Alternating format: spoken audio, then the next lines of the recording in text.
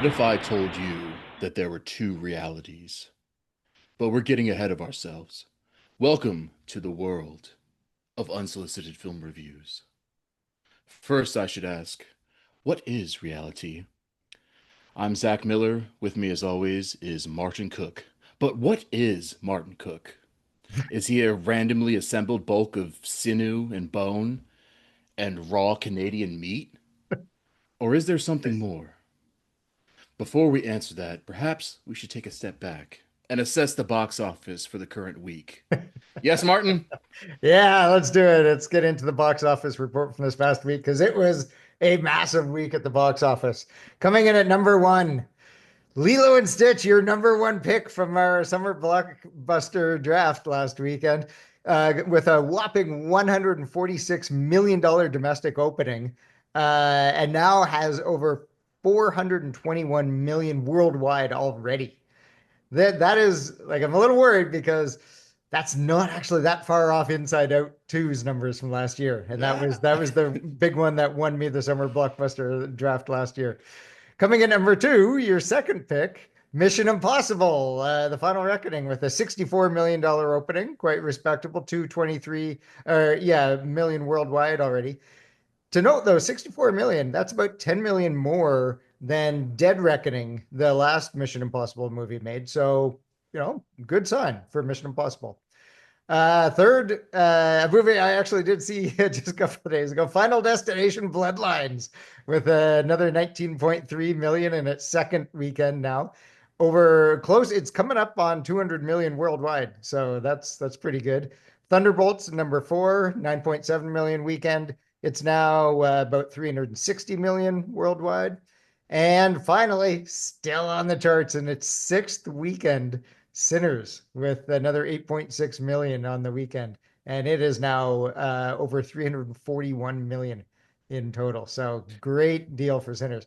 And just interestingly, two of those movies, Lilo and Stitch and Final Destination, there was a chance that actually we didn't see either of them in the theaters because Mm-hmm. at one point or another, both had plans for just going straight to streaming. Like Disney was considering sending Lilo and Stitch straight to Disney Plus, and Final Destination was originally supposed to be an HBO Max. Max HBO, whatever they keep saying. It was supposed to be one of those releases on streaming. So hopefully studios learn their lesson from this, that the theater experience is not dead and it can actually make you lots of money. So please keep putting things in the theater and not direct to streaming studios. Yeah, and before we get into what's coming up this week, there's some interesting stuff there, like as you just addressed. And the staying power of Sinners is just wild. And like as we keep saying week after week, it's just word of mouth because Yeah. it's not in IMAX or Dolby anymore. So people are just going out to see it in the regular ass theaters. And yeah, it's all five of those are really testament to the theater experience. And I know Thunderbolts is way underperforming Marvel slash Disney's expectations. But I mean, who didn't really see that coming for Yeah. a team up movie that nobody's even heard of? I mean, And I think it's yeah, still going to be profitable. So, or at least break even. So it's not like it's a big dud for them. Yeah. yeah.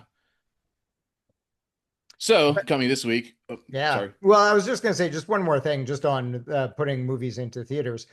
Disney Plus may have already learned that lesson because Moana 2 was also something that was originally supposed to be like a Disney Plus product until Bob Iger came back in to control Disney and said, no, no, no, that one needs to go to theaters. And that was obviously very successful. And now Lilo and Stitch. So I think Disney has learned that lesson. We'll have to see if HBO Max and all these others, Paramount, learn that lesson as well. Yeah, plus playing into marketing and it's already Lilo and Stitch has already I think doubled what Snow White made in its in its Yeah. run. So Yeah. just like read the room, Disney. Like, come on. That's true. So, coming this week, we have your first movie to come out on your summer box office draft, which is Karate Kid Legends, Yep, my fifth which round pick. yep, Jackie Chan and Ralph Macchio, which is kind of I don't know what the exact plan is here, but Jackie Chan starred in the remake with Jaden Smith in 20 whatever, but so they're like bringing the two universes together with the original Karate Kid and Jackie Chan. I guess, yeah. And Jackie Chan's not playing Mr. Miyagi. It's a different character. So, Hmm. yeah, I don't know exactly how they're doing it, but we'll see. Yeah, but with Cobra Kai, the success of that on Netflix and the staying power of the franchise, it'd be interesting to see how that one does. Yeah. And then we have Bring Her Back, which is an A24 horror movie, and A24 the modern masters of horror, so it's probably going to be a decent watch. Then we have Jane Austen Wrecked My Life. It's a rom-com with Camille Rutherford and Pablo Pauly. And then last we have Tim Travers and the Time Traveler's Paradox. It's a sci-fi comedy with Keith David, Danny Trejo, and Joel McHale. Very interesting setup there. It's an interesting cast and a long ass title, but yeah, who knows how that'll do.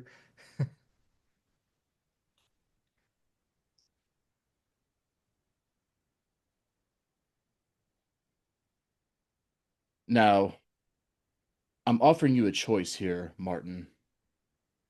Nothing more, nothing less. If you take this blue pill, you'll forget about this podcast and everything that happened, and you'll wake up peacefully in your bed, blissfully ignorant of having to record and edit this every week. You'll return to a life of relative anonymity, or you take this red pill and we see how far down this podcast rabbit hole goes.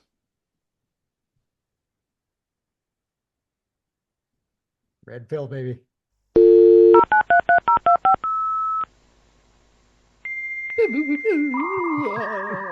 Special effects. Welcome to 1999. I should say, the Morpheus quote, "What if I told you?" was never uttered in the actual film. It's a Mandela effect, much like Luke, I am your father. Multiple realities, they are quite a bitch. Are you quite well, Martin? Are you ready to discuss the turn of the century? Yes. Let's go back, all the way back. Come with me, folks. Back to the year 1999, because that's what we're going to be discussing today. The first half of 1999 and the movies of that year. So, what's going on in the world in 1999? Well, over in Europe, the euro is established as the official currency of countries in the European Union.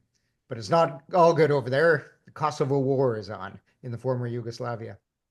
Some bad things happening stateside as well, with the Columbine High School massacre, killing 13 students. In sports, the damn Yankees, the New York Yankees, win their 25th title. And also in sports, Brandy Chastain scored the winning goal for the United States in the third ever Women's World Cup and set off a boom in the sports bra industry when she tore off her jersey in celebration. In music, Woodstock 99 is an unmitigated disaster of a music festival. But on the bright side, I suppose, for people who like free shit, Napster is created and launches what some call the golden age of piracy, internet piracy. Let's make that clear. On TV, two very different shows, but very good shows debuted. SpongeBob SquarePants debuts on Nickelodeon, and The Sopranos debuts on HBO, kicking off a different kind of golden age, the golden age of prestige TV. And Pokemon was the biggest thing going in 1999 with conventions and things everywhere where people are buying and selling and sharing these cards for some reason I never quite understood. And finally, everybody is freaking out about Y2K, with companies spending billions and billions of dollars on something that turned out not to be a big deal after all. But they unnecessarily believed that computers were going to crash, economies were going to fall, and the online world as we knew it in 1999 would disappear entirely. But maybe more importantly for our purposes and for me, 1999 was the year that I fell in love with movies. I really became obsessed with film. And I think you'll see why as we go through this two-part podcast episode, because there were so many great and interesting and diverse and influential movies in that year that how could one not come to love film? Yep, too big for just one podcast. So why don't we just roll right into the first film on our slate here? All right. So the first one, and we're going to go somewhat chronologically here. The first film we're going to talk about is Office Space. So this was written and directed by Mike Judge, who had previously been known for animated TV fare like Beavis and Butthead and King of the Hill. It was released on February 19th. Stars Ron Livingston, Jennifer Aniston, and a bunch of others like Stephen Root, Gary Cole, John C. McGinley. It didn't actually make that much. It earned about $10 million on an equal budget, but it became an absolute cult classic, became massive in the video rental business over the next 10 years. And this is just it's an workplace comedy, and it is just the perfect depiction, in my opinion, of soul crushing corporate culture. It is just a funny ass movie, and I think it has staying power because there are just so many lines and things from this movie that people still say today, like, oh, a case of the Mondays, or, what would you say you do here? Oh, It's pieces of just, flair. yeah, the pieces of flair. And not only that, the other thing that makes this movie great, it has a great soundtrack of 90s gangster rap that somehow just fit perfectly with these guys just absolutely hating their jobs in Yep. this random tech office. Yeah, it's the hero's journey for anybody who's ever been in a cubicle in an isolated, being an isolated corporate drone, basically. And a couple weeks ago, maybe a month ago, but when we discussed our favorite plot twists in movies, we discussed Fight Club, so we're not going to go into depth about that particular movie in this Yeah. series.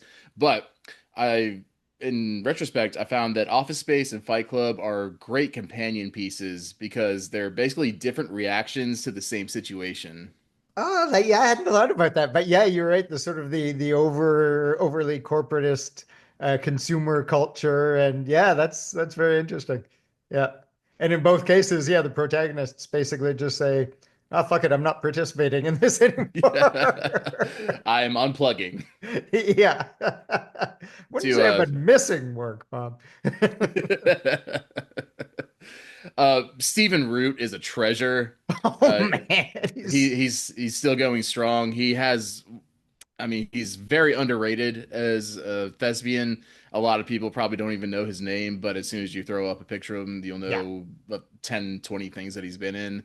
And, he's even doing kind of prestige TV now with, well, Barry's over, but he was an integral part of the HBO series Barry. So 25 years later, he's still going super strong. And I every time he shows up, he's going to elevate the piece.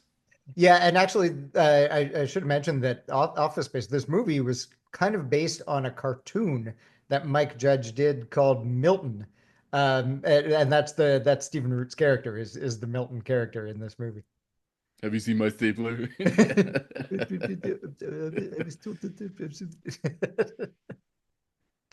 See, Ron Livingston though is interesting because he doesn't really pop up a lot anymore, and No, he's basically like the pre-Jason Bateman as far as the comedy straight man, right. and I guess that Jason Bateman just showed up and started stealing all the jobs that Ron Livingston would probably audition for. Because I mean, Yeah, maybe. If you plug Jason Bateman into this movie, you'd be like, It's pretty much the same movie. Yeah, you're right. yeah. Yeah. And another thing I noticed about this that I hadn't before, I try to watch all the credits nowadays, and at the very end of the credits, it said this film was cut entirely on a computer, which is like kind of revolutionary because in 1999 people were still kind of hesitant to go into the digital age because Mm, the film guys always want to do film and like literally cutting yeah. film and taping it together when in the editing process, but this film was cut entirely on a computer is like the like one of the PETA messages today or the American Humane Association. Like oh, we did this on a computer. Yeah, yeah, Like, for the struggling computer yeah. Shocking. industry. Yeah. Technology, yeah.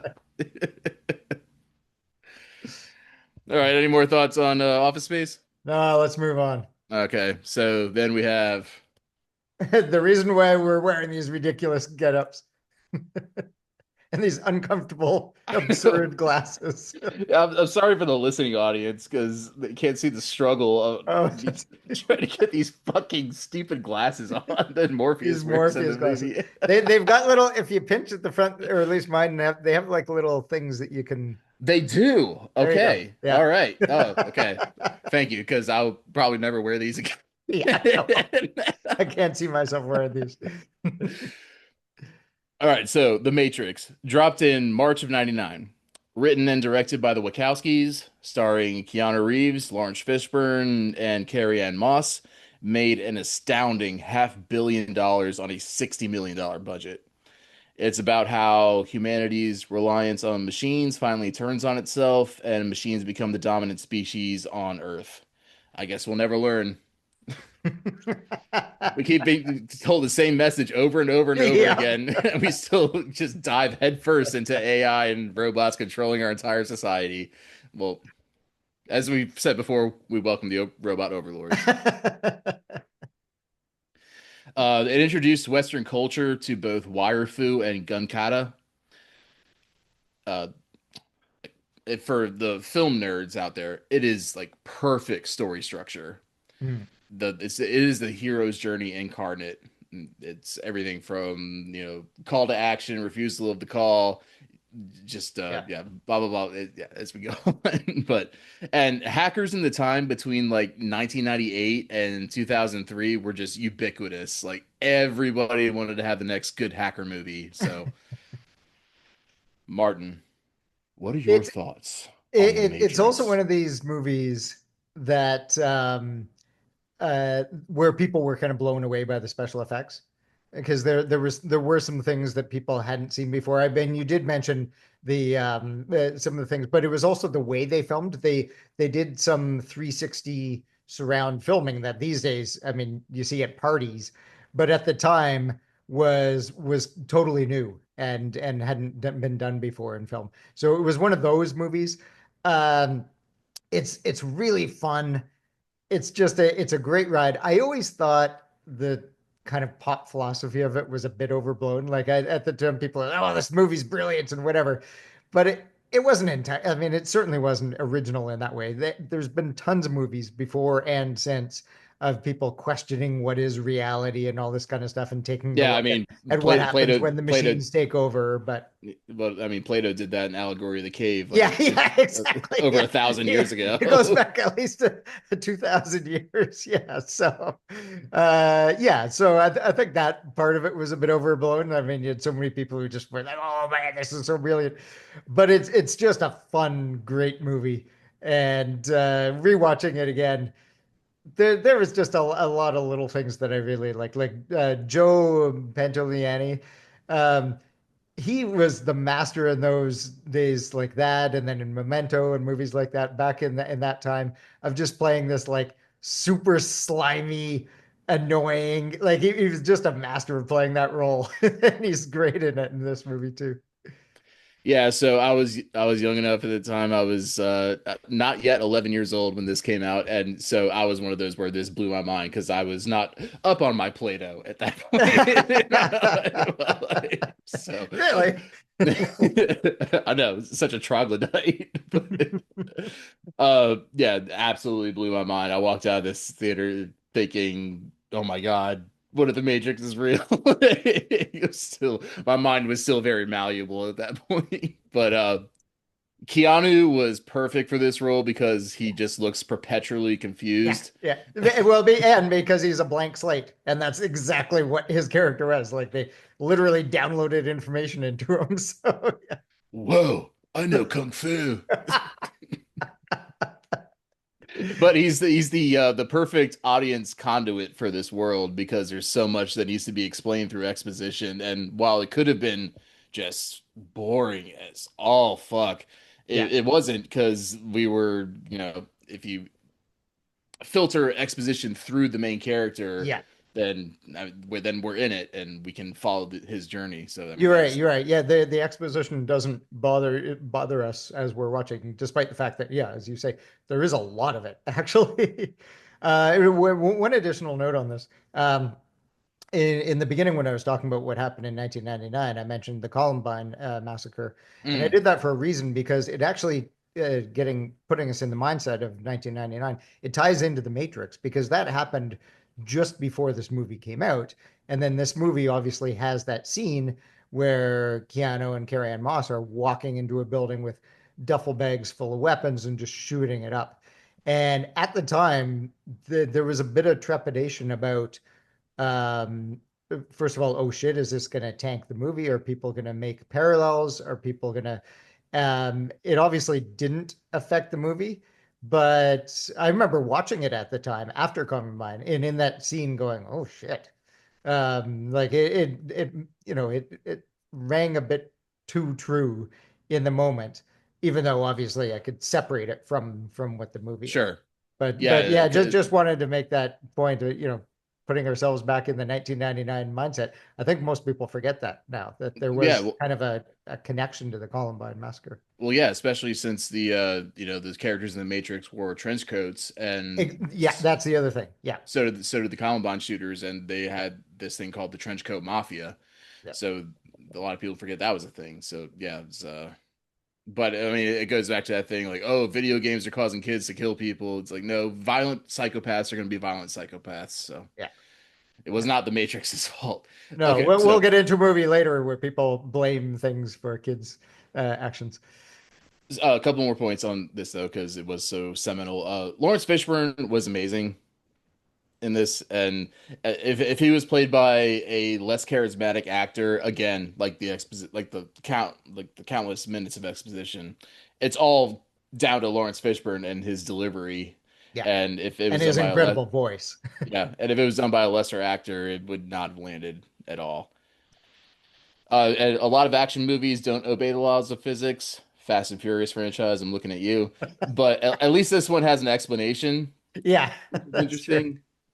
And one last thing, ending on "Wake Up" by Rage Against the Machine is just perfect. Oh, so good. Yeah, that is one of the greatest like outro songs in film history, I think, for this in this movie.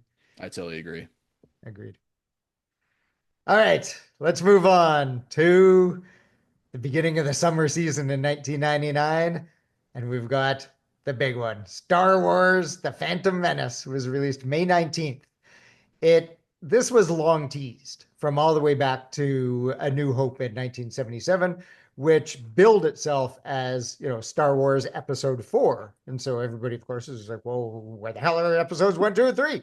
But for a long time, obviously, nothing happened after the Return of the Jedi in 1983. Then in the mid 90s, George Lucas started playing around again in the Star Wars universe. So in 1995, the original trilogy was re released on VHS. That's home video tapes for you youngsters. Uh, and then in 1997, a special edition trilogy of the original movies was released in theaters that included a few changes, including some bumped up special effects, a completely random new song and dance number. Yes. Um, and infamously, Greedo shooting first.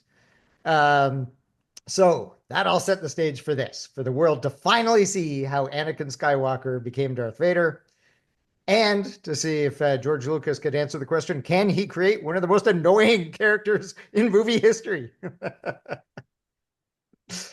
So this, though, we have to say, was a monster hit. Of By course. far the biggest movie of the year. Came close to $150 million more than the second biggest hit, which was The Sixth Sense, which is another movie that, yeah, we're not going to talk about today because we just talked about it a few weeks ago. Um, in total, it came close to $1 billion, which worldwide, which only the Titanic had done before this at that time.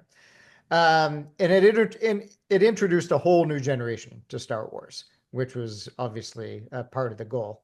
But it faced a lot of criticism as well from, the terrible dialogue, which somehow only got worse in the next prequel movie.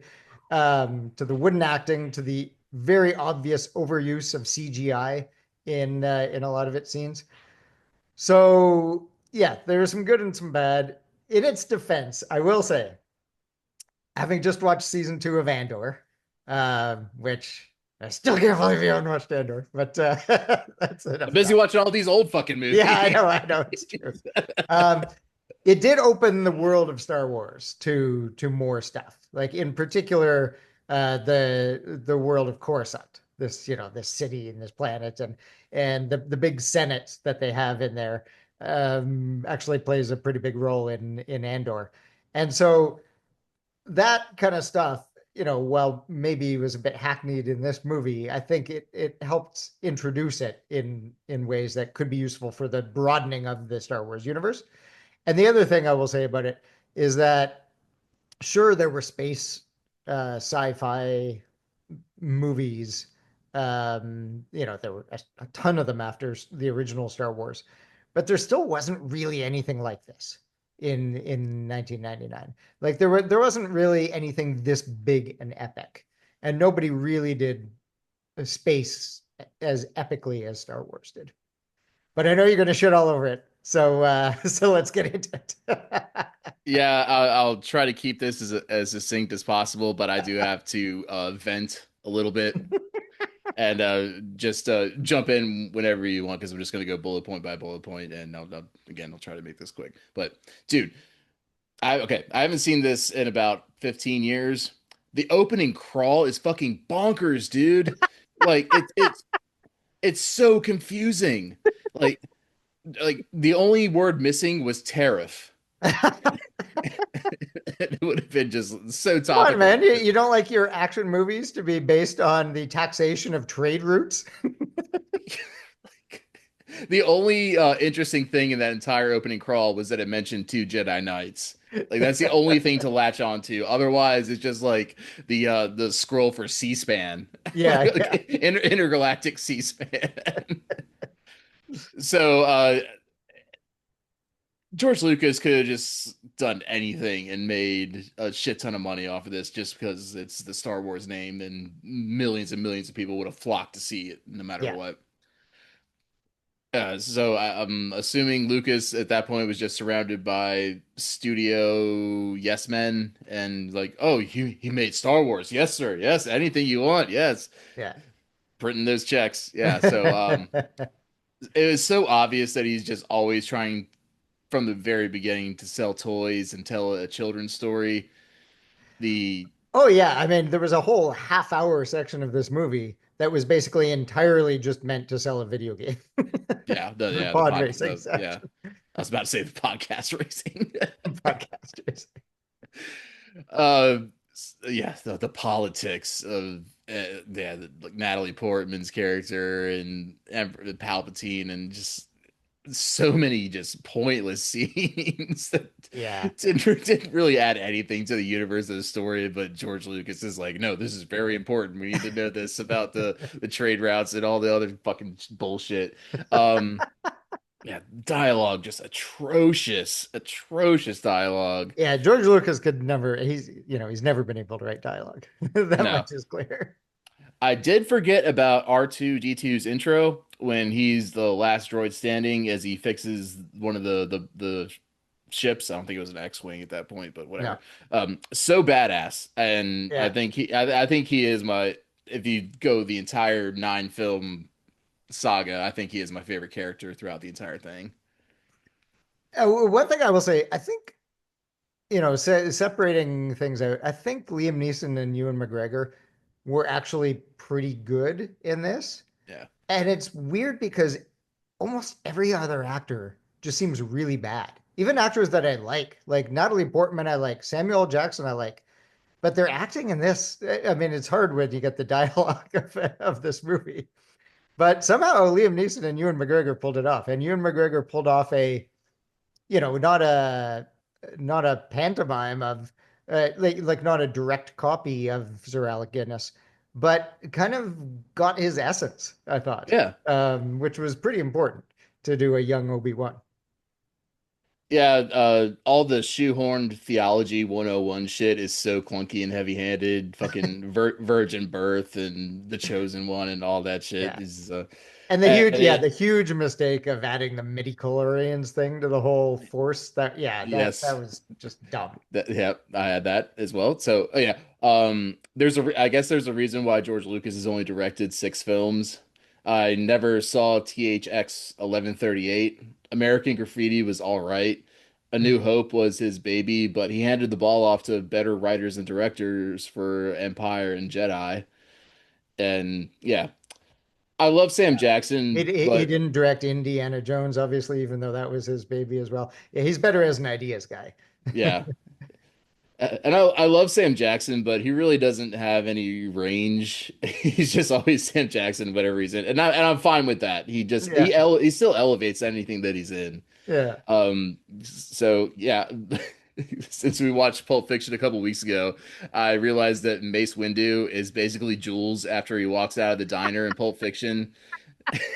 He's now become the shepherd. Yeah, just the peaceful because I mean, the Jedi theology is all obviously based in like Eastern theology and Buddhism. That's what Jules does when he walks out of the diner. So he just shaves his head and becomes a That's Jedi. awesome. Yeah. Yeah, fucking midichlorians. You already said that, and Yeah. yeah, thank God Liam Neeson was in this movie. He did the best he could with what he was given Yeah. because Yeah. God, this dialogue is so shitty. Yeah. And John Williams though, covering Lucas's ass since Damn 1976. right. Yeah, John. I mean, yeah, this is where Duel of the Fates comes from, which Mm. we mentioned in our podcast on the greatest composers of all time when we were talking about John Williams, which is just a banger of of a score number. It might be one of his best works 'cause it's Yeah. just so epic. But and I forgot that it wasn't just the the triangle Jedi fight the entire time because it was intercut with the Yeah. stupid ass Gungan battle and all that shit. And as stupid as that battle was, though, it is extremely reminiscent of the Battle of Wakanda in Infinity War. Oh yeah, I guess it kind of is in a way. With the giant force field coming down Yeah, and you're then right. You're like right. the primitive army versus the robot army. Yeah, there's a lot of similarities, so I'm sure Disney was just like, oh, we got this, so let's just ape off that. Yeah.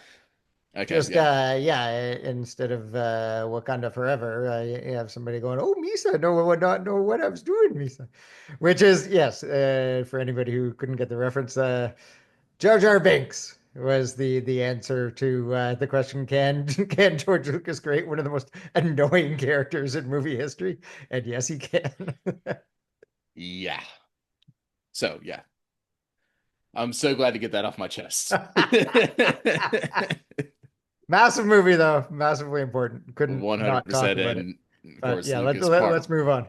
Yeah, Lucas parlayed that into being a multi-billionaire. So who's laughing? Yeah. But this is also the year of Julia Roberts. She had 2 crazy good hits in the rom-com genre. And while she was very well known for Pretty Woman previously, this is where she became like the it girl of the next 10 years or so. And those came on the back of both Notting Hill and Runaway Bride. First off, Notting Hill, again, massive success, $360 million on a $40 million budget. Also managed to be a critical success. Julie Roberts doing her rom-com thing, and Hugh Grant just being as charming and Britishly befuddled as he could be. It's just I'm so charming, but I just don't know what to say to a pretty woman. So awkward and bumbling. Yeah. I will say that the structure and the meet cute are good, and that's basically 2 of the top 3 ingredients you need for a successful rom-com, especially back in this day. Yeah. Um, Reese Ifans, he is probably the marquee performance of this movie, and he does his best with what he has, and Yeah. I respect that. Very different from Sir Otto Hightower. Oh my God, yeah. I was happy to see a young Hugh Bonneville from Downton Abbey before he became the patriarch of Yeah. one of my favorite series of all time. Agreed. Yeah. He's Lord Grantham in Downton Abbey. Yeah, it's interesting that yeah, I mean we'll get into I guess Runaway Bride. But at the time Runaway Bride domestically actually was a bigger hit than Notting Hill. But I think Notting 300, Hill 300 on a 300 million on a $70 million budget on that one. Yep. yeah, but domestically in that year, I think you're looking at the Oh, world. yeah, sure. Yeah. Domestically, Runaway Bride was actually a bigger hit. And maybe, but I think Notting Hill is definitely the movie that has much more staying power. Mm. Um, and is kind of, you know, still comes up. It comes up on TV. People talk about it. And I think it's just because it's just a much more charming movie. And maybe that's the difference between Hugh Grant versus Richard Gere. Mm. But I think there's just also something about it that's the characters are kind of more likable. It's got the kind of the rich poor thing going on that always makes for an interesting divide. I mean, we just saw that a couple of weeks ago when we were looking at Roman Holiday, right? Hmm. Um, and with you know, obviously Notting Hill uh, taking a lot of cues from a Roman Holiday, but it's just a yeah, it's just a very charming movie, and I think that's why it's lasted maybe more than a lot of the other rom-coms of this era. Yeah, like so Runaway Bride came out on July 30th of that year, and they basically said, let's take the team from Pretty Woman and run it back. Yeah, It's Julia Roberts, Richard Gere, directed by Gary Marshall, and so let's go. yeah. And Hector yeah, like Elizondo, like they just yeah, that movie is a who's who of anybody in like late 90s, early 2000s romantic comedy cast. yeah. Like, So, never been a Julia Roberts fan. In fact, I'm probably the anti Julia Roberts. I've never liked any of her movies, I don't think. oh really? And Okay. yeah, and it's really, I mean, this is completely subjective, but I've never understood why she was a sex symbol. Hmm. I don't think sex symbol is the right way to characterize her. Really? I think she's I mean she could be beautiful and charming.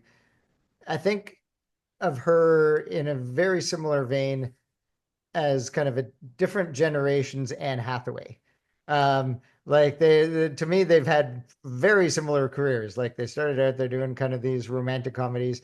They both that you know have done some Oscar bait and tried to do different things, and you know keep finding different ways to sort of reinvent themselves as they age up a little bit. And also, I mean, Anne Hathaway is probably more conventionally beautiful, but is also kind of like tall and can be funny and is kind of I don't know good for these kind of romantic comedies as well. This was the first movie that we're going to talk about today, the only movie we're going to talk about today that I hadn't actually seen, and until this past week was Runaway Bride, and it's all right. It's very much a pro forma. It's just not at all memorable. And yeah, obviously it made money. They were successful in that route by getting the Pretty Woman team back together. But it certainly doesn't have the impact of Pretty Woman. Mm. And it's the characters are not really as interesting or likable as a lot of the other romantic comedies. Definitely not as much as Pretty Woman, and certainly not as much as Notting Hill. So, yeah, it was fine. But as you said at the beginning, this was just a massive summer for Julia Roberts. I mean, Hmm. two pretty big romantic comedy hits in the same summer. That's big. Yeah, and this is back in the heyday of the rom-com. Like Yeah, it's kind of waned as of late, just been relegated to Netflix and Hallmark movies and stuff like that. But yeah, yeah, these were big money movies back in the day. absolutely. So with that, ready for a drink? Yes, and I'm Yeah, taking this tie off. So. loosen that tie. Yeah, I Yeah. already lost the jacket. It was getting too hot. And it was squeaking a little bit as I moved. So yeah, let's go to unsolicited drink reviews here. What do we All got right. today? This one is going to be called Green with Envy. I got it off the official Jameson website, but I am not using Jameson because, sorry, Jameson, I'm just not that big a fan. But I mean, if you want to give us some money, I'll drink the shit out of it. Yeah. Yeah, All right. any drink company wants to sponsor us. Yeah, we're down.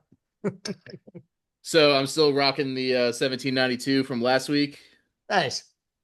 It's funny, the 1792 is also the name of my favorite Venezuelan rum, Oh, okay. 1792, which is yeah, just a very good rum from the Santa Teresa rum.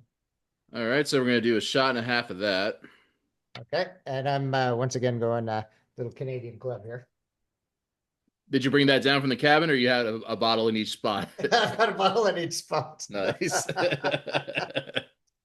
A shot and a half of that, yeah. All right. Then I have some fresh squeezed lemon juice here, doing one part of that. How much of the lemon juice? One shot. Okay. Yeah. Didn't Then freshly squeeze. I went the filter store, bought some. I just happen to have some lemons on hand, so I figured why not. Then one part simple syrup. I am gonna make a an alteration of mine because I don't happen to have simple syrup, and this is gonna change the flavor a little bit. But I'm actually gonna put a little maple syrup in mine instead. Ah, you Canadian fuck. All right, and then we have some prosecco, which is Yes. sparkling Italian wine, and we're doing two parts of that. Okay.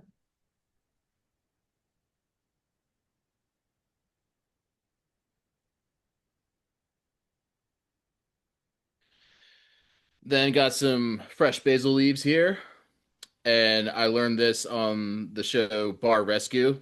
It really wakes it up if you slap the basil. Okay. That is something I could not find in my supermarket today, unfortunately. I don't know. I Oh, could okay. not find fresh basil. If I had still Uh, been up at the cottage, got a little, yeah. My mother's been trying to make a little herb garden up there, and she had fresh basil. oh. Not here, unfortunately. And then for the green, just a little bit green food coloring before our current health secretary takes all the bad cancerous shit out of it. Stir that. That's basically all food coloring, isn't Yeah. And there you go. Bob's your uncle. it? Very nice. Yeah, mine is definitely modified because even though it's called green with envy, I'm also missing out on the green food coloring. So mine is yellow with envy or something. All right. All right. Ooh, Yeah. This is the first that's time I've had interesting. that. It's yeah, I like it.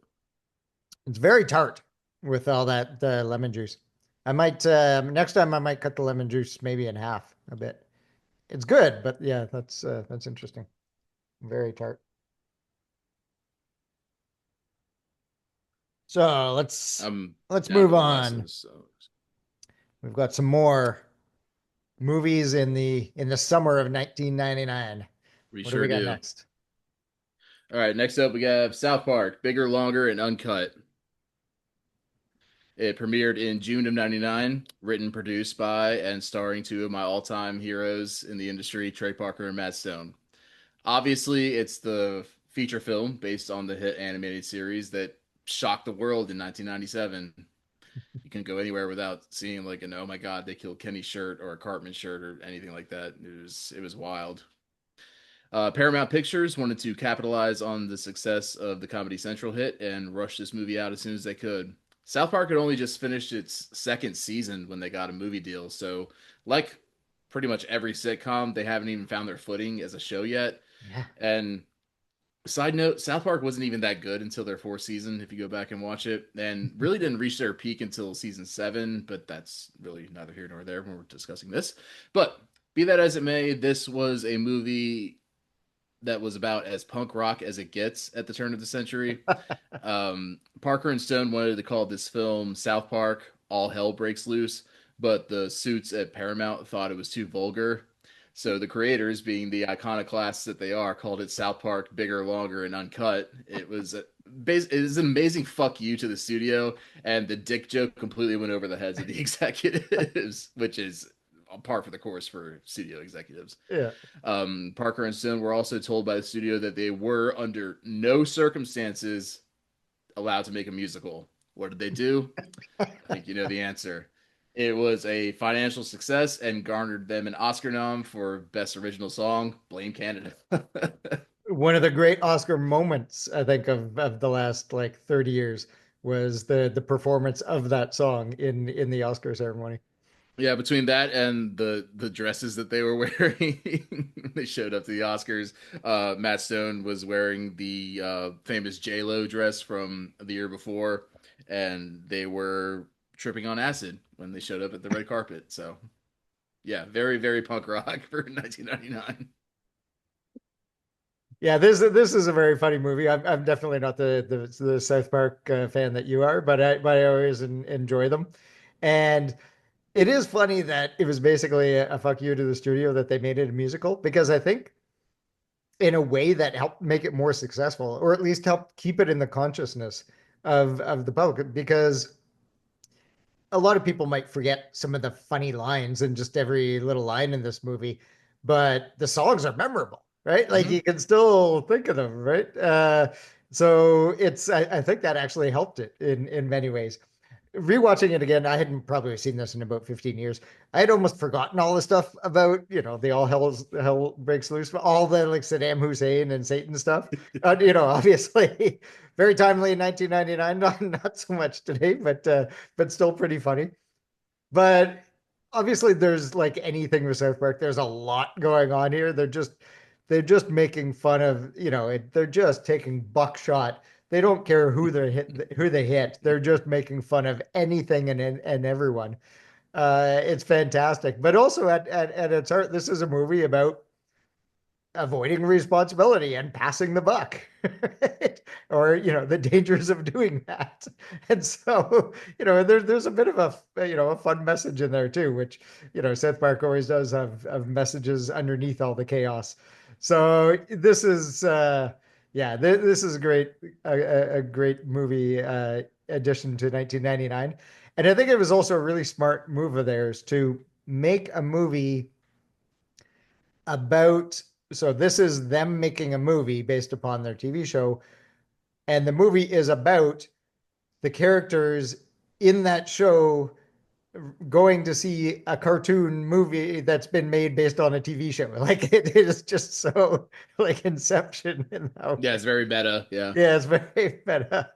And it just all really worked. Yeah, yeah, like you said, there's always a little bit of heart behind it, which makes it Yeah. palatable. It's not just fart jokes, which there are a ton of course, but they are two very smart, intelligent storytellers, Parker and Stone. So there's a reason why they've lasted as long as they have in the industry. They've won Tonys for Book of Mormon, and so yeah, anything they put their minds to, they wind up coming out on top. Yeah.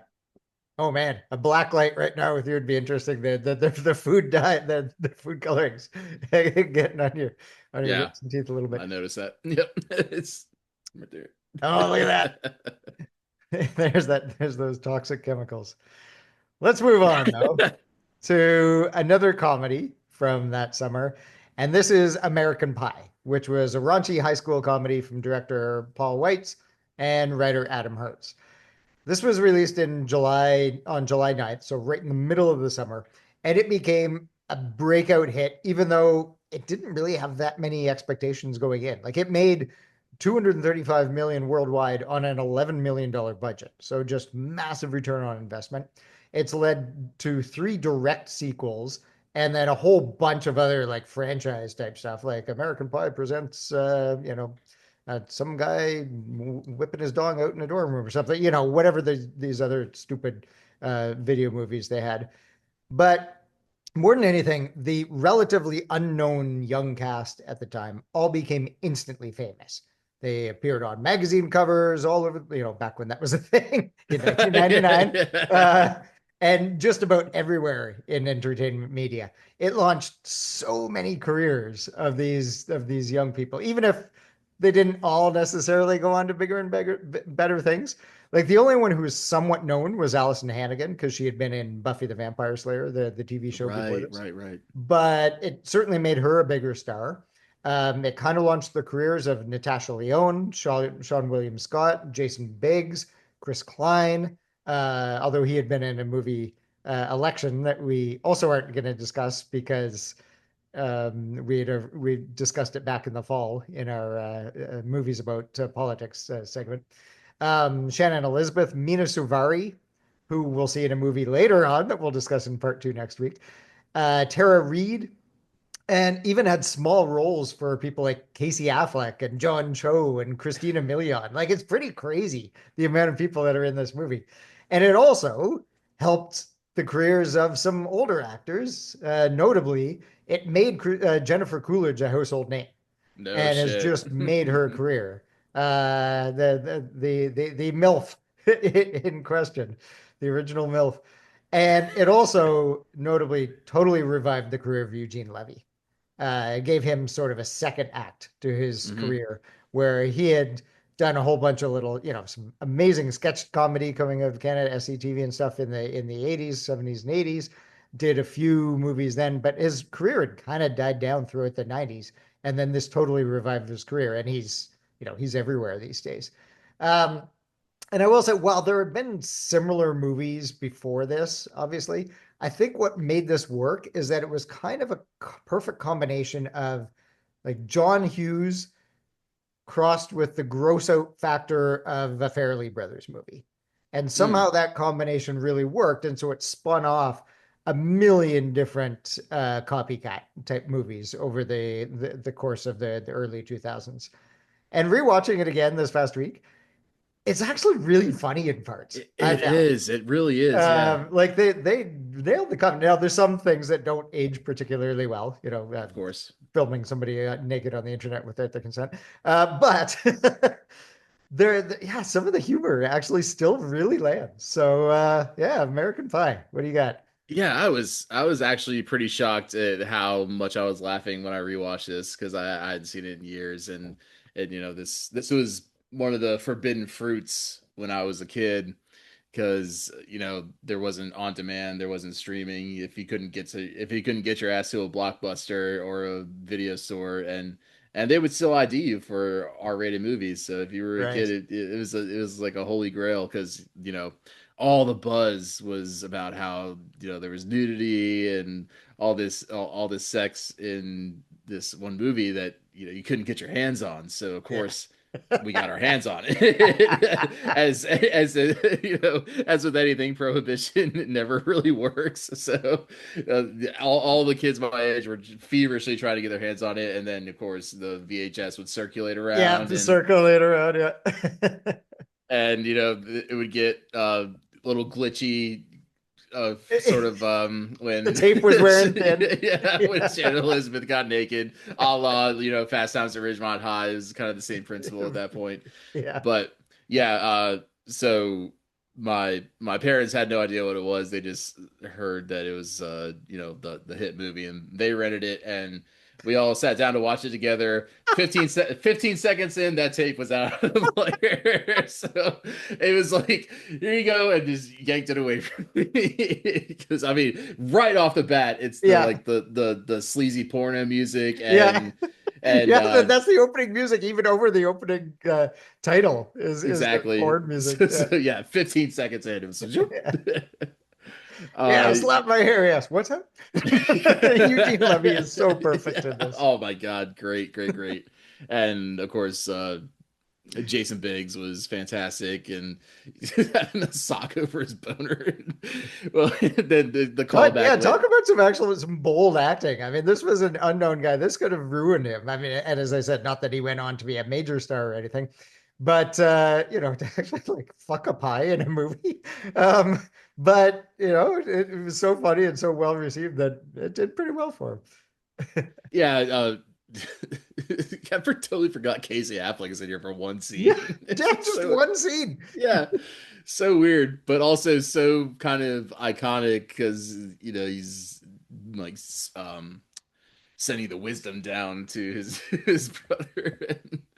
uh, so yeah, you said made Jennifer Coolidge a household name. I wouldn't say it made Jennifer Coolidge per se a household name, but Okay. Okay. everybody sees her and goes, "Oh shit, it's Stifler's mom!"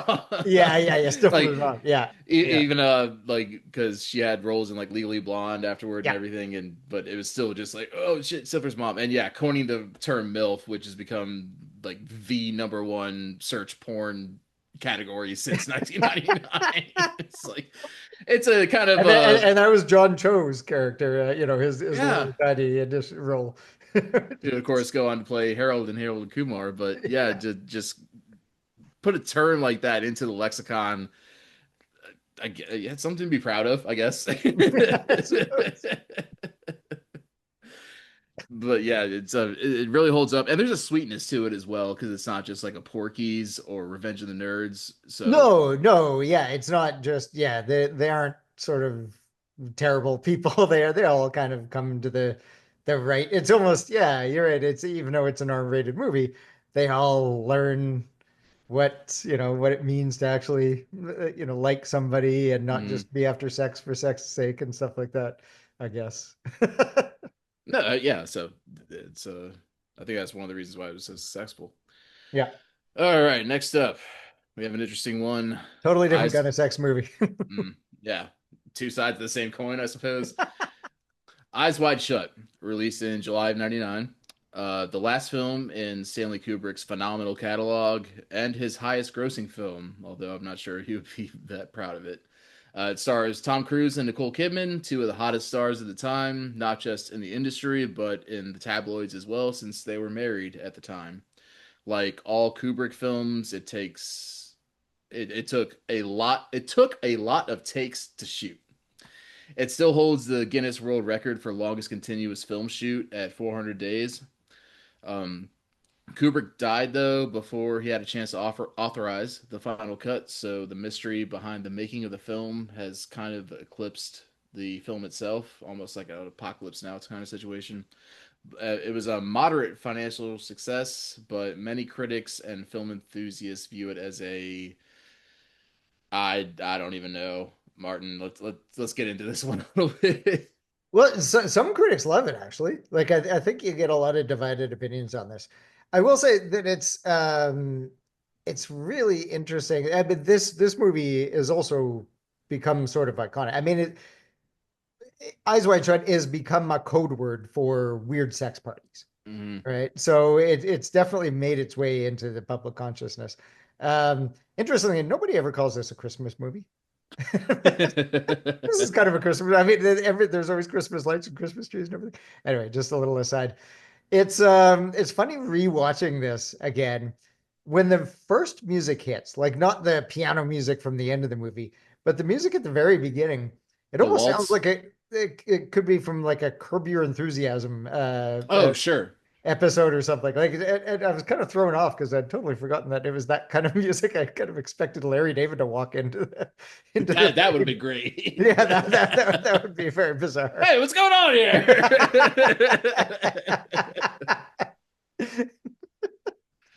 What kind of mask? You didn't tell me what mask. Um, it's I mean, Stanley Kubrick films, you mentioned how many takes they had to do and how long it took to film.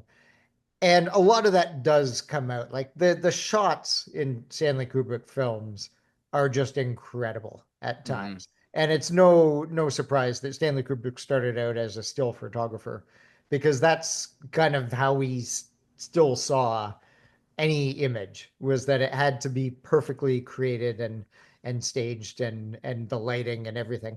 And there's so much of that in this movie. It's I will say, looking at the rest of their careers, it seems pretty clear that this movie was probably Nicole Kidman's idea in the marriage and not Tom Cruise's. Like it's very much more the kind of thing that she's done. Tom Cruise has not gone anywhere near this kind of movie since, so I think she made the call in the marriage on that one. Uh, it's interesting. I mean, I'm not married, so I don't know the kind of the kind of ins and outs of a marriage on the rocks and the little bits of jealousy and all that kind of stuff that this movie really digs deep on. And that's really what it's about. So it doesn't speak to me, but I have seen critics who really appreciate it for that kind of stuff. Hmm. So yeah, my takeaway is that these are the two main characters are two just absolutely horrible, narcissistic, soulless monsters. Oh, they definitely are. Oh, they're And terrible to each other and yeah, and to other people as well.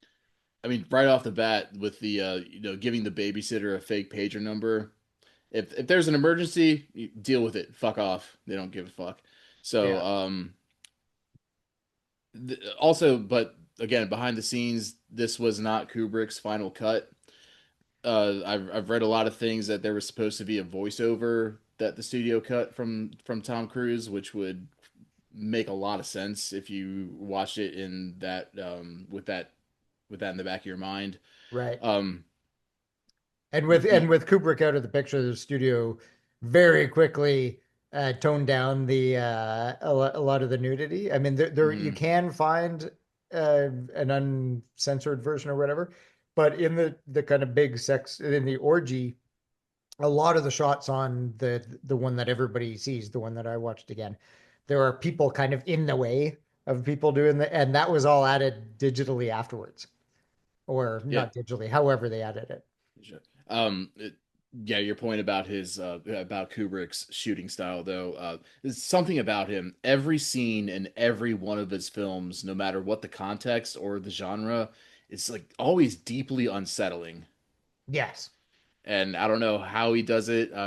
Obviously, not a director, but it's amazing how he takes different takes on different genres, and it always keeps you on edge, even in a movie where I'm not particularly engaged like this one.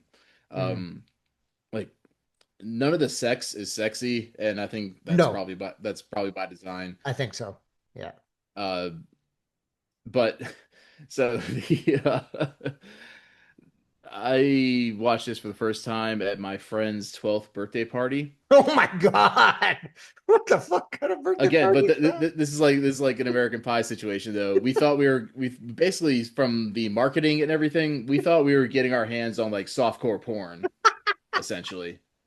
Like at that point I probably knew who like Spielberg and Scorsese were as far as directors go, but no idea who Kubrick was. I was a fan of The Shining, but that's about as far as it goes. But yeah, we were heavily disappointed by that particular watching experience. I would imagine so. Although, so, the main woman who's in it in the at the party scene, she does have a hell of a body. No, But she's so, great, but a 12-year-old might appreciate that, but not necessarily the rest of the movie. no, especially since it takes like an hour and a half for it to get in That's true. there. That's true. Like Uh, it starts out the very first shot is Nicole Kidman stripping down, and we're like, all right, here we go. yeah, Okay. yeah, exactly. Yeah. But then after that, we're just like looking at each other It's like, what like, is going on? Yeah. do we really want to keep watching this? Yeah. We could probably And find something. rewatching it again, there's also that scene, well, again, deliberately disturbing. Um, but with I think at that time, like when they were shooting it, I think a 15-year-old Lily Sobieski, Right. playing this girl that her father is kind of pimping out to these Japanese businessmen or something. Just a horrible scene to rewatch to rewatch again, purposely disturbing, but still it doesn't make it any easier to take. And one thing I noticed at the very end of this, because I don't even, this is only the second time I watched this. I was 12 and that harrowing night, but um, I don't even remember if we finished it, and certainly wasn't dissecting it as a film. But Yes, yeah. there's a theory out there that they sold their daughter to the sex cult in the very last scene. Have you heard about this? No. Okay. No, I Okay, didn't. they walk into the toy store, the three of them, Tom Cruise, Nicole Kidman, and the daughter, and the two guys that have been following Tom Cruise around since he broke into the orgy are present, And then Nicole Kidman and Tom Cruise kind of wander off into another aisle, and then we never see the daughter again. Oh, And I think that's something the voiceover might have covered if it was still right. in And there. obviously, nobody can ask Kubrick what he intended. Wow. Yeah. No, I'd never heard that But if theory. you go back and That's watch that very really last dark. scene, yeah, it makes it very, very, very dark, but Yeah. also believable considering who these two people are Yeah. Yeah. and the fact that Tom Cruise wants to self preserve at that point. Yeah. Yeah. All right. That's probably enough of Eyes Wide Shut. Let's move on to our final movie that we're going to go into a little bit of depth here on, and that is the Blair Witch Project. So this was a found footage handycam horror movie from Daniel Myrick and Eduardo Sanchez, starred Heather Donahue, Michael C. Williams, and Joshua Leonard. It was made for only $60,000, released on July 16th, but eventually made an unbelievable 248 million worldwide. Like, talk about return on investment. Holy shit. And that is a very impressive. But what's most noteworthy about this film is that how it got to those numbers. It was such a groundbreaking movie in terms of how it was marketed that it effectively changed the way everyone in Hollywood looked at marketing. So to understand this, we'll have to situate ourselves back again into the 90s. The internet had exploded as a tool. Internet. Yeah, the internet. Did you know they have the internet on computers now? Sorry, Homer Simpson line. But the internet exploded, but people still were trying to figure out how to use it, right? Hmm. Um, and this was the first movie that really took advantage of the internet and essentially created viral marketing for films.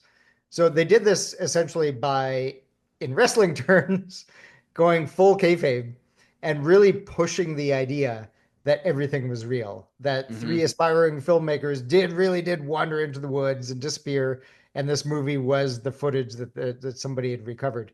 And it worked pretty well because at the time they were unknown actors and everybody's life wasn't online back then for everybody to see. They even created a website, blairwitch.com, where they perpetrated the whole mythology of all this. And so all of that took like a fraction of the cost of traditional marketing campaigns, obviously, and it basically allowed people to share the information and promote the film for them, which today sounds like, yeah, of course. At the time, nobody had done anything like that before. It has influenced marketing of just not just film, but I think everything internet related. Sure. Like, I would say you can actually draw a pretty clear link between this film and the kind of political messaging you see on social media these days in terms of how messages and things are spread and Oh, sure. Yeah. misinformation and things like that. Um, so that's why this movie is important. The movie itself, honestly, I've never really thought it was all that good. Like, part of that is because I didn't ever think it was very scary. I think at the time I was, as a summer job, tree planting and living basically out in the wilderness in the woods. And so You never encountered a witch? I didn't, no, it just didn't, like, the movie was just a bunch of idiots wandering around in the woods for 3 days. It didn't really scare me at all. But then also maybe even more than that, I think the three characters just aren't very likable or interesting. So as a movie, I don't think it's great, Mm. but as a phenomenon, it's spectacular to analyze. Hmm.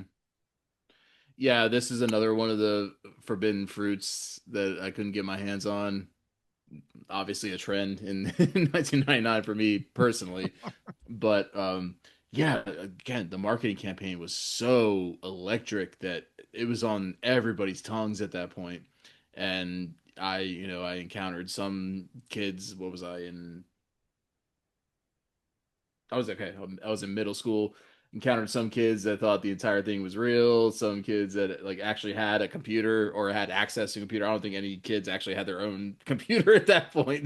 There was the one family computer that you had to Yeah. unplug the phone line to use and all that kind of shit. And the kids were So, playing Castle Wolfenstein on yeah, it most of the time or something, or Doom or whatever. yeah, yeah, yeah.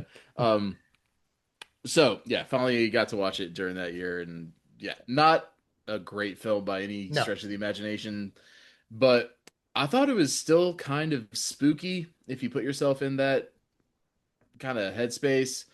I imagine seeing this in a dark, silent theater probably would have been quite an experience Mm. because you said it was a found footage movie. It was the found You're right. footage You're right. movie. This is where it all began. Yeah. Yeah, I mean, Paranormal Activity and the list goes on and on about uh, there would not have been that genre. This invented the genre of found footage. Yeah. And Um, unfortunately led to way too many fucking shaky cam movies, which I generally hate. 100%. I thought the acting got better as the film went on, Mm, but it was never great. But no.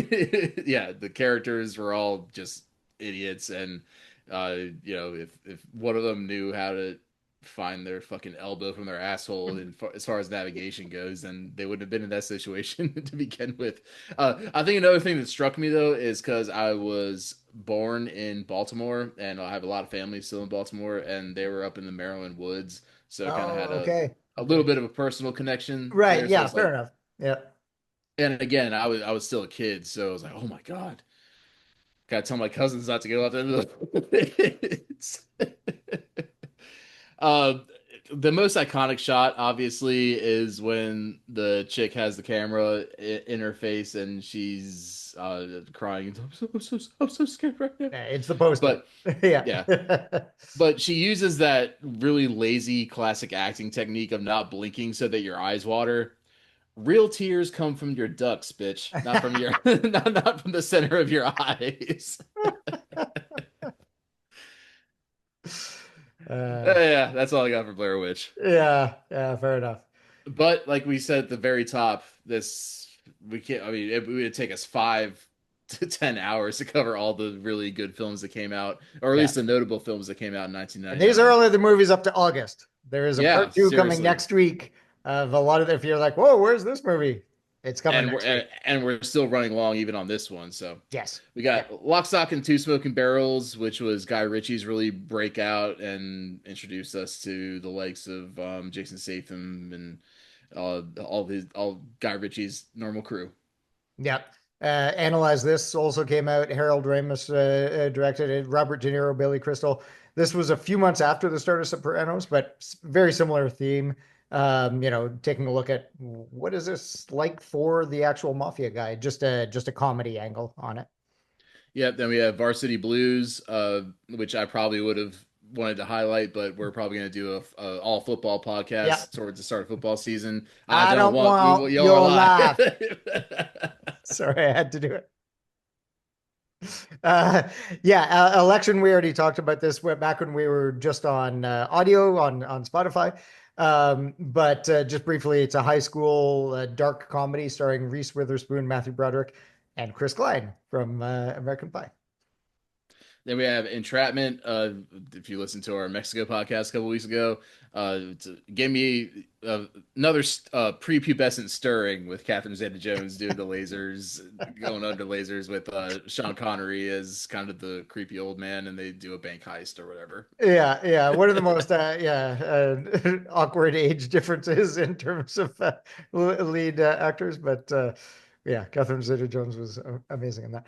And then also The Mummy, which obviously became a massive franchise starring Brendan Fraser and Rachel Weisz, in the Indiana Jones kind of vein. It also indirectly responsible for The Rock becoming a huge movie star because it Hmm. was in one of those sequels that he had his first movie role. Yeah. Scorpion King, one of my not so guilty pleasures, but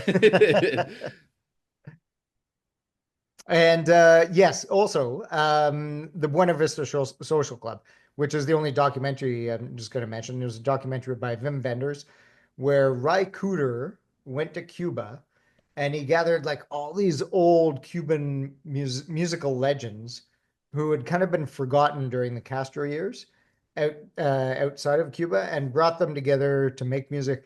A great documentary, amazing fucking music. okay, yeah, I've never heard of it before you pointed it out in this list, so definitely have to check it out.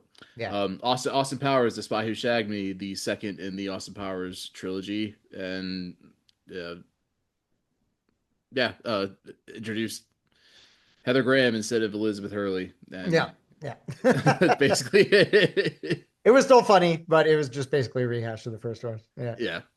Run Lola Run also came out, which was a German film starring Franca Potente. I'm saying that with a Spanish accent, even though she's German. Sorry. And this is the role that really brought her to attention and essentially got her the part in the Bourne Identity. It's just a really well made, fast moving, action packed thriller. It won the audience award at Sundance that year. Just a very cool small German film. And then we had Tarzan, which Martin tried to slyly leave out of this list. No, no, I reminded you to talk about I know. it. But initially, anyway, yeah, the marquee Disney animated film to come out that year, and probably the last of the official Disney Renaissance. And Phil Collins wound up winning the Oscar for his song over Blame Canada from South Park later that year or next year's Oscars. I mean, Yeah. and so South Park went on to Travesty. Travesty. South Park went on to relentlessly mock Phil Collins in the show after that because they lost the Oscar to him. Yeah, and then we have Wild Wild West, which was basically the first chink in Will Smith's armor. And for a while there, he was box office gold almost every year. A big blockbuster movie of his would open on the July 4th weekend. And this was the first one that kind of flopped because Mm. basically it was terrible. So we don't need to talk about that too much.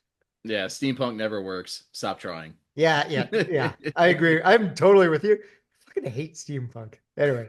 Then we have the Oh, yeah. Then we have the Iron Giant, which is a fantastic animated film. Pretty much Yeah. introduced the world to Vin Diesel, and did pretty well at the box office. But since has become like beloved amongst the whole just anybody that's a fan of animation. Yeah, I mean, it was also the first. It was the first movie from Brad Bird, who directed it, who became one of the main Pixar creative guys. He wrote and directed The Incredibles, Ratatouille, things like that. Is based on a book from the '60s, and you're right. Like it is essentially always had an IMDb rating above 8. It's just an incredibly beloved movie.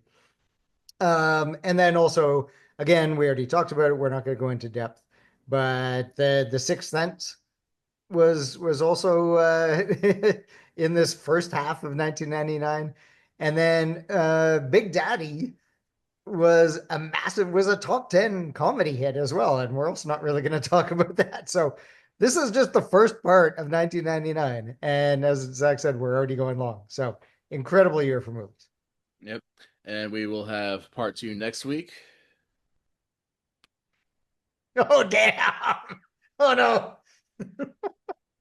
For those Join listening on us. audio, Zach just put on an eyes wide shut mask. Join us for a gathering. Y2K is upon us. Who knows what will happen? All I can say is the orgy will be both consensual and optional. Password Malkovich. See you next time at the Unsolicited Film Reviews podcast. I'm Zach Miller. He's Martin Cooke. Bye, everyone.